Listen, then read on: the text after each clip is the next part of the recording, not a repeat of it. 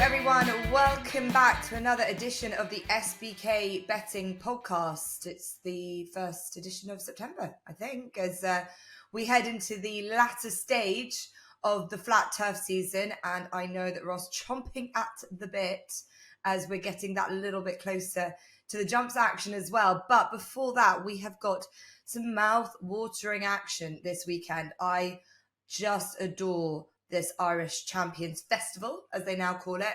I'm really looking forward to being there myself this weekend. We've got some fantastic racing over the course of the 2 days, but we've also got racing Group 1 action in the UK as well. And we've been blessed with some sort of end of summer heat wave from the gods. I don't know why we've done to deserve this. I suppose most of the summer's been pretty bleak. So wherever you're listening to this, I hope you're enjoying this heat wave. I know TC doesn't need to worry about that anyway, because he has his own heat wave every single day in Saudi, and Ross lives the life of a king in his chateau down somewhere in the beautiful parts of France where he's joining us from. So everyone's in good spirits, essentially. And TC must be as well after your nap, your very confident nap. And for our main preview last week in the Solaris Stakes, Ablan was good. He was hardy. He was really tough to win at 7-4 for the Charlie Appleby team. And James Doyle, who's got a very big weekend coming up this weekend. So TC, you're probably happy to see that. Do you feel like the Appleby team just sort of turning a corner? Or do you think they've just got some really, really good ones, but they've also got some pretty moderate ones as well at the moment? Well, it's just the older horses have underperformed so far this season. As I said last week in the preview, this whole Appleby in terrible form narrative is just completely wrong. You know, he's still striking at around 25, 27% over the last fortnight, and actually over the last month as well, and about 28% over the season. Yes, he hasn't had those numerous Group 1 winners like he did last campaign, but he only struck at 31% last campaign. So there's only a 4% difference. You know, Appleby is still in form this year. It's just his older horses who we all thought were going to be dominant in the divisions, they haven't been. It's going to be the 2-year-olds in the back end of the season who are going to propel Appleby up the rankings right now. Yeah, I suppose it's just strange not to see his name appear in the major Group 1s. For example, this weekend, nothing in Haydock for the Sprint Cup and Champions Day in Ireland. You know, it wasn't too long ago that we saw Pinatobo just blowing the world apart in the national stakes. So not seeing horses from his yard at these big meetings is just surprising. I just think it just sort of cements what really has been a kind of for his standard, not as high as others, which is in stark contrast to the likes of Aidan O'Brien. And he's probably going to be a name we're going to be hearing and listening to and watching throughout the course of this weekend. The feature we're going to look at is the Royal Bahrain Irish Champion Stakes over 10 furlongs at 3:20 at Leopardstown. We've got a field size of 9 declared. Aidan O'Brien is responsible for 3 of the runners. Of course, Auguste Rodin, just like he did after the Guineas, is on a bit of a comeback trail. So will we strike him off our list at our peril, which we did do on this podcast for the Derby with slight trepidation after what was a complete bomb out in the Guineas. He's gone on to win 2 Derbies, but he's bombed out again in a King George. Can we forgive him for the second time? That's the $1 million question. Or will we put faith in King of Steel, the young pretender, the horse with such a big, huge frame and such big potential? Is this his opportunity to land his first Group 1? Or is it one of the older horses? And there's some good quality older horses in here as well. Last year's winner, Luxembourg. You've got Nashwa, who ran a career best last time in the Juddmonte International, one runner-up. Anesto's an interesting contender over from France with Frankie Dettori, but he ran a good race in this last year. And Alphalia back after an injury. So all in all, we'll start with Ross maybe first. The complexion of this race is very strong. It's tricky. It feels like it's very open, but it's difficult to call a straight out winner based on what they've done so far this season. Yeah, I mean, I think King of Steel is undoubtedly the right favourite. He's shown a good level of form. He travelled supremely well through the King George at Ascot last time. And I think perhaps, as you mentioned, that big frame, he's undoubtedly not grown into that fully yet. And I just think at that level over that trip, he perhaps just lacked the maturity and strength. I'm sure in time he'll be a mile 4 horse. So I think the drop back to a mile 2 will really suit him. Such a strong, powerful travelling horse. And if it was in the UK, I probably would poke my head above the parapet and and select him. But the fact of the matter is they've got to go to Aidan O'Brien, Coolmore's home ground. He didn't behave all that well in the stalls first time up. Now, it's then not a given that he's going to particularly enjoy the travelling. It could be that he's just a bit of a sort of big claustrophobic horse, and obviously he's got to go on the plane or the boat to get over there. And Kevin Stott is 0 from 4 riding at Leopardstown. He did show when on Bucanero Fuerte that he can go over there and mix it and do his own thing and not get intimidated. But the fact of the matter is he has got to ride against 3 Coolmore jockeys, not just one. So just at the prices, I could leave him alone, albeit the £6 weight allowance does make him appealing. Auguste Rodin, I think if he was pretty much with any trainer in the country, you'd just strike him off this season, wouldn't you, and say, no, can't touch him until next. But he's not. He's with Aidan O'Brien, who, as you said, brought him back after the Guineas. I think this is a slightly different kettle of fish in that the Guineas, there was very obvious, legitimate reasons why he underperformed after it all went wrong in the first furlong. He was lacklustre in the Irish Derby. And that's the run that concerns me more. I think the run last time, if you're using that to judge him, you're bonkers, because he might not be good enough, but he was definitely better to run, to a much better level than he showed last time, and he was effectively pulled up turning in. But it's a big job to get him back. I couldn't entertain him, but he just stops me entertaining King of Steel at a shorter price. So I'm more inclined to come down on a each way angle and one of the older horses, and it's last year's winner Luxembourg, who I think he's got a slightly awkward head carriage. He certainly doesn't endear himself to fans and punters the way he goes about it, and he's perhaps been a little bit expensive to follow on occasion, but he was very good over this course and trip last year. I don't think he quite stayed the 1 mile 4 last time at Ascot, and his run before that, in all hindsight, behind Mostadaf, looks really good now, given what Mostadaf did in the Juddmonte. I think he'll probably be ridden to pick up the pieces, and I think that could well be good enough to run in a place, and maybe better if the 3-year-olds just find this a little bit of tough going. Al Riffa was just the other one I had on my mind. As you know, I was really keen on him at the start of the year, and he perhaps just hasn't stepped forward as much as I'd hope, having been a really classy 2-year-old. But he was good last time in Deauville behind the current ARC favourite, Ace Impact. But I just wonder if this is just going to be another step too far. For all that, I think he's still better than he's shown us. But for me, it's Luxembourg each way as a tentative selection in a really fascinating but complex race. Yeah, I think that you've nailed something very important with this, the slight mind games that can come about when horses from the UK or any singular horse from any team comes and tries to take on the sort of the army that is the Aidan O'Brien team. And I actually spoke to Ollie Cole about this when they brought Royal Scotsman over for the Irish 2000 Guineas, and there was about 5 or 6, including Paddington, Aidan O'Brien horses in there, and it was just a case of we're gonna not let you get out. We're not gonna let this make this easy for you. And you've got to have a jockey, a right jockey. That day it was Jamie Spencer. You've got the right mindset. He wouldn't mind too much. I think Kevin Stott's grown enormously, you'd imagine, in confidence with the role, with the opportunities, and with the rides as well. But this is slightly something completely different, as you say, in Aidan O'Brien's own backyard. So it's a lot on resting on one man's shoulders on how he's going to ride the race. And I think TC, we've seen in the going back years how many brilliant renewals of this race has come down to tactics. I remember when Magical beat Gaieth, and it was all around Shamie Heffernan's brilliant control of the race and foresight to just get a little bit closer to William Buick and Gaieth and not let him go ahead and take too much of a lead. So for me, it's not really about the best horse in the race. It's about the best race riding, I think, that could just about go and win this. And that's why I'm finding it so hard. Yeah, I don't disagree with you. Obviously, it definitely pays to be slightly wider on the track coming into the home straight, because you can get caught on the inside. But I'm sure that Kevin Stott knows that. And I would be very surprised if he found himself against the rail, or at least boxed in, turning in. I think he's going to get King of Steel out wide, make sure he gets a clear run. And from there are no real excuses as to why he shouldn't win this race. He's definitely the most likely winner. on the back of the King Edward VII Stakes victory, the King George eye-catching display, and now dropping back in trip, King of Steel is the most logical player and obvious selection in this race. But he's a short price favourite, and there are doubts, aren't there? Like, none of us are convinced that he's going to go and win. And when that happens, it always pays to go for something at a slightly bigger price because the race has that kind of wide open feel about it. Now, I have similar workings to Ross, but I've come down on a different conclusion.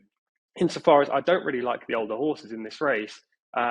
Generally on trends, you want a 3-year-old in this affair anyway. 6 of the last 9 renewals have gone to a horse from the classic generation. Plus, the older horses this year, I'm just not convinced by any of them. Alflail's never won a Group 1. He comes in here as the shortest price of the older horses. Luxembourg and Ernesto finished 1st and 2nd last year. So, they've got good form in relation to this race. But I just don't trust either of them. And I don't think Frankie Dettori is a good booking for Ernesto, I have to admit. Of the 3-year-olds, as I say, King of Steel is the obvious one. Auguste Rodin, I am actually going to judge him on last time out because going into the Derby, I know earlier in the podcast you said none of us were keen about him in the Derby. I had the race down as a 2-horse race between him and Military Order. Now, obviously, I picked the wrong one. I went for Military Order. He was out the back of the TV and has not progressed since. But Auguste Rodin had the form and the reputation coming into the race to have a great chance. Now, the reason for that was because you could strike a line through the Guineas performance because there were numerous excuses. What was the excuse last time for him to be beaten on the home turn? Ross said, yes, he didn't run his race, and therefore, you can put a line through it. But I'm take the opposite opinion of he literally ran no race whatsoever, and there's been no real excuse come out of it. I then cannot trust him, especially at a shortish price. So I have to take him on. He's definitely good enough to win at his best, but who knows if he's going to be at his best? And he's a short price, so I don't want to take that. So therefore, I look for the bigger price alternative. Ross went for Luxembourg, who's more of a solid option than my play, which is Al Riffa, the other horse that Ross mentioned. He looked fantastic in the National Stakes last year, and in truth, no bad horse ever wins that race. So you can't mark him down on what we've seen so far this campaign. On his comeback, he let a front runner go away from him on a track that suits front runners when they're ridden aggressively. He ran okay behind Mashore. I don't think you can mark him down for that performance. And then last time up, as Ross said, second behind Ace Impact, that horse is favourite for the Arc. It's a real good piece of form. On ratings, Al Riffa needs to take a big step up, but he's a nice price, and he's only had 5 starts in his career. His ceiling is sky high compared to some of these. We know the ability of Luxembourg. We know the ability of Alflaila. We kind of know the ability of Auguste Rodin and King of Steel, but we don't with Al Riffa, and I'm willing to take a chance that he'll take that big jump forward. Yeah, and arguably he could have just run into the best horse in Europe at the moment in the shape of Ace Impact, who's anti-post favourite for the Prix de l'Arc de Triomphe. If he was in this race, there'd be no doubt about that he'd be favourite. So is that the best piece of form nearly that's on offer, even if it is a Group 2? Well, exactly. And people obviously overlook these French horses because we generally don't know too much about them. People focus on English and Irish form. Most punters who are interested in this race, for example, won't have their head in the French form book all the time. So he's overlooked. And 8-1 just seems a very big price about this horse. As you say, if Ace Impact was in here, he would be 7-4, 2-1 favourite, probably with King of Steel at 5-2. So it seems good value to me. Yeah, I like that case. And I think he's kind of been a bit of a friend of the podcast. I think it might have been Ross who put him up for the St. James's Palace and then he didn't run. I hope that the ground doesn't quicken up too much. I feel like he might be a horse that would want a little bit of a juice. And obviously we're getting this Indian summer here and in Ireland. I think that's maybe the one excuse that you could find for Auguste Rodin, that the ground had just got maybe just on the tackish side at Ascot. But it's a weak excuse, isn't it? I would say, for how quickly he stopped. He just seems to sort of throw in the towel. But we have seen Ryan Moore do that with horses when they know that they're beat, just give up quite quickly. So I don't think we know what he would have done if he had even attempted it. But yeah, it's just one too many trying to forgive a horse at this stage now. But there's no better man, and it would be remiss of any of us to ignore the idea that Auguste Rodin could come back from that, with the genius that is that Aidan O'Brien, who has won this race is the last five renewals. So that makes it tough. I'm slightly on the fence with this. It's a real watching brief. I'm fascinated to see, as you say, what Kevin Stott elects to do. It's not that I don't think he's capable. I just still think that he could be even better next year, and he's still sort of learning. They're still learning about him. We still don't really know exactly what he can achieve, what his trip is. how best to ride him.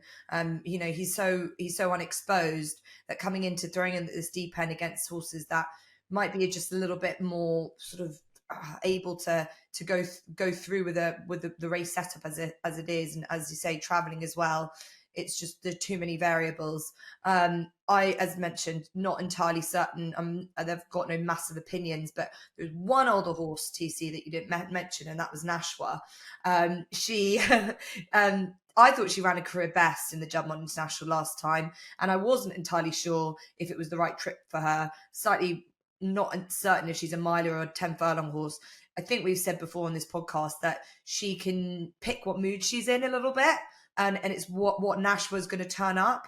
But I just like the angle that she's coming into this in a good vein of form. I think Holly Doyle gave her a very inspired ride last time and sort of let everything sort of happen ahead of her.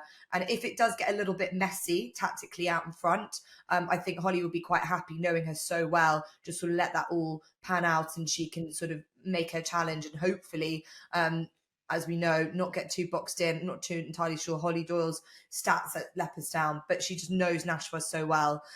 So she's of interest at around an 8-1 each way price as well for this. But the Irish Champion Stakes, not to be missed at Leopardstown on Saturday. One of the plethora of races on Saturday at Leopardstown, and then they'll roll into Sunday at the Curragh as well. So really a weekend not to miss at all. But we have got very good racing here at Haydock, at Ascot, at Kempton. So we've got opportunity now for Ross and TC to go take away with their naps the next best. And it is TC who was so confident with his naps last week. It's over to you to give out your thoughts first. Sure. So my nap is Nakib, who runs in the 225 at Haydock. He's a half brother of Bayeed and Huckham, so therefore he's never going to go missing in the market. But he's currently 5-2 at the time of recording this podcast on Thursday. And William Haggas had the choice of running him in this race, which is a 1 mile 6 3-year-old handicap, or in the Old Borough Cup against the older horses over the same distance 35 minutes later. That race came up a bit more salty than the 3-year-old contest, so he's running in the 225, which just looks the perfect opportunity for him. Now, he's a Shadwell-owned colt. He's obviously got a massive reputation given his pedigree, and actually lost on his first 3 starts, and people started to doubt that he was ever going to make up into a horse anywhere near as good as Huckham or Bayeed.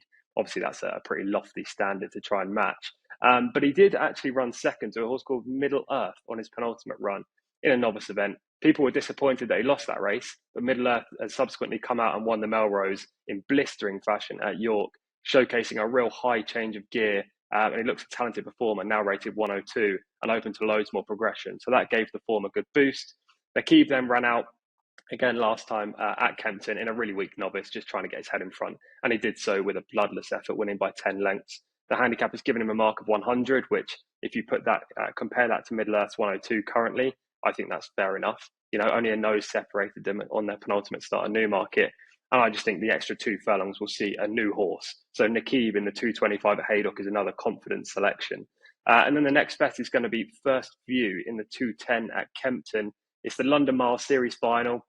Plenty of people overlook this because we've got Group 1 racing everywhere else. But I love this race. I've been watching the qualifiers all year. I'm a bit of a Kempton lover, so I don't tend to miss those races. And plenty of horses in this affair will have had this as their target for quite a while, you know, a few months since the winter maybe on occasion. Some of them are in there as a bit of an afterthought, and I don't like that. I like the horses that have been targeted at this race because it is worth £80,000. Like, it's a big prize. And First View actually won this event 12 months ago. Subsequently, he's run at Meydan, hates Meydan. I don't know why they send him out there. He's 0 for 6 at the track and never finished better than 8th, I don't think. Lots of duck eggs as well. And then he ran on turf, and he's got a 1 from 9 record on turf and seemingly doesn't handle grass at all. So he's dropped right down the handicap again. He's actually running off £2 lower than in this race 12 months ago. Christian Howarth takes the ride yet again. He was on board 12 months ago, and he claims an extra £5 as well. And if he jumps out from stall 11, sits on the shoulder of the leader, I think he's got a fantastic chance to retain his crown in the 210 at Kempton. Brilliant. Good stuff. Horse I know very well was in stall 12 when he won this 2 years ago and didn't seem to do him any problems. So good luck for that race. It's a good race indeed. A very competitive action at Kempton. Right, let's head back to Ross. What have you found for us? A couple of 2-year-olds for you, Jess. The nap is in the 2 o'clock at Ascot, the Harry and Roger Charlton trained American Bay. As is their way, he took a huge step forward in his second run from his first, when finishing second over the stiff six at Salisbury to a horse of Clive Cox called Dragon Leader. Now that form looks really good. If you remember, Dragon Leader absolutely took apart the field in the valuable Goffs yearling sales race at York. Probably the easiest winner of the week under Ryan Moore. I expect this colt to take another step forward. This step up in trip is going to suit, given how well he finished off over the stiff six at Salisbury. So a fairly confident nap is American Bay in the 2 o'clock at Ascot, and then the next best comes in the Group 3 at Kempton, and it's son of Calix, Eben Shaddad, for the Gosden team. Now he was only their second 2-year-old winner of the season when winning at Newmarket on debut. They've been very slow with their 2-year-olds, but he was really impressive. Despite running around and being quite green in the closing stage under Benoit de Sayet, he absolutely sluiced away in the closing stages. I think their 2-year-olds have clearly been a bit backwards this year. If it's reasonable to expect that there's a step forward from him, I think he's got all it takes to win this. For all that he's drawn a bit wide, which perhaps isn't an ideal scenario, but Kieran Schumart takes over. Hopefully he'll find a nice position. I expect him to finish off really strongly over this trip. So he's the next best in the 3:25. Okay, love our 2-year-olds, don't we? And with that in mind, I'm not really a nap selection. I've got more of a watch this reminder of what's happening on Sunday. As a very, very big friend of the podcast, City of Troy, is up against another friend, because I adore the horse Buccanero Forte in the National Stakes. This is a race not to be missed. 2 outstanding 2-year-olds, 2 horses that we've seen improve. Well, Buccanero Forte's case has improved no end as the season has gone on.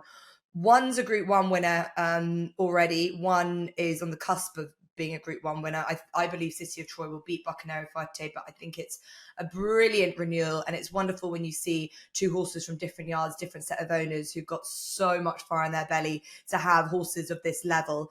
So I'm really looking forward to it. I don't think that City of Troy is really going to be a backable price, but it'll be interesting to see how it moves. But just so excited to see him. It's been a while since that brilliant win in the Superlative Stakes, and I hope that he can keep up his perfect record. So City of Troy is running in the National Stakes on Sunday at the Curragh. And then my next best comes at Leopardstown in the 5:05. It's the Patinga handicap. It's run over 1 mile, 5 furlongs. And Nusret, National Hunt fans will remember this horse. Used to run in the Simon Munir and Isaac Swade colours. He's a horse that won the Adonis. He ran a very big third in the Aintree Grade 1 juvenile hurdle, and he was also 4th to Lossiemouth as well, before running on the flat and winning very comfortably at the Curragh in a big handicap, where Joseph O'Brien stated the intention to send him to the Ebor. Now, since then, he has changed hands and he's now owned by Dashgrange Stud. He's a colt still. He's by Golden Horn. So the intentions are to stand him, but potentially they want to add more black type to his CV really on the flat. Now, this might be a stepping stone to something else. I'm not too certain, but he won very comfortably last time out. He's got a lovely rating, I think, of 91. If you look at his hurdle mark of 139, so there's a lot of juice still in there. I'm really looking forward to seeing him in this field. I assume that maybe he didn't get into the Ebor, that's why we didn't see him in that. But he's still retains plenty of potential in what's a very good looking field for that Leopardstown race. The likes of Jack Finbar, who ran a decent enough 12th, has been declared with Frankie on board. And there's a nice selection of horses as well, but I'm really looking forward to seeing Nusret. So that's the 5:05 at Leopardstown. Plenty of good action that day to complement all the rest that we're going to be looking forward to watching. Don't forget Shaquille's also running, another good friend, or my good friend of the podcast, in the Haydock Sprint Cup on Saturday too. So best of luck to the Camacho team as they hope to continue on what's been a wonderful journey for their sprinting stars. So thank you to TC, to Ross. Don't forget, all new SBK users get £30 in free bets when they sign up and bet £10 for the first time. Don't forget to subscribe to whichever podcast channel you listen to. We'll be back next week and for the weeks preceding before we end out the flat season and we turn our attention to the jumps. It's coming. Thank you, and we'll see you soon.